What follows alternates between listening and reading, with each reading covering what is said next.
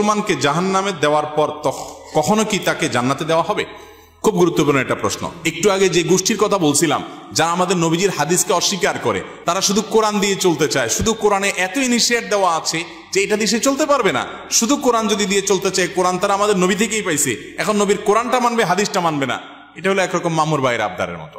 তো এই লোকগুলা বলে যে যারা জাহান্নামে যাবে তারা চিরকাল জাহান্নামে যাবে, আর কোনোদিন জান্নাতে যাবে না। এটা ভুল কথা।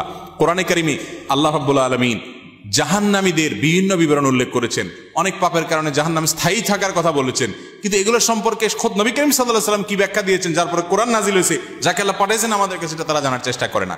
বুখারী সহ বিভিন্ন হাদিসের কিতাবে বর্ণিত হয়েছে সন্দেহাতীত ভাবে যে নবী করিম সাল্লাল্লাহু আলাইহি ওয়াসাল্লাম জাহান্নাম থেকে সর্বশেষ উদ্ধার হওয়া ব্যক্তি কিভাবে উদ্ধার করা হবে সে বিবরণ দিয়েছেন, যে তাকে জাহান্নাম থেকে উঠানো হবে, জান্নাতের কাছে আনা হবে, সে চাইবে আমাকে কাছে নিলেই হবে, ভিতরে নেওয়া লাগবে না, এবারে সে ভিতরে যেতে চায়, বিস্তারিত বিবরণ আছে। এখান থেকে বোঝা যায় যার অন্তরে ঈমান আছে সে যত অপরাধী করুক শাস্তি হবে হয়তোবা, কিন্তু একটা সময় তার অপরাধের শাস্তি মেয়াদ শেষ হলে আল্লাহ তাআলা তাকে জান্নাতে আনবেন ইনশাআল্লাহ। এই চিন্তা করে এবার তাহলে নিশ্চিন্তে পাপ করতে পারেন, যেহেতু জান্নাতে আসবেনই একবার, আর টেনশন কি। কিন্তু জাহান্নামে পড়ার পরে আল্লাহ তাআলা আমাদেরকে হেফাজতে রাখুন।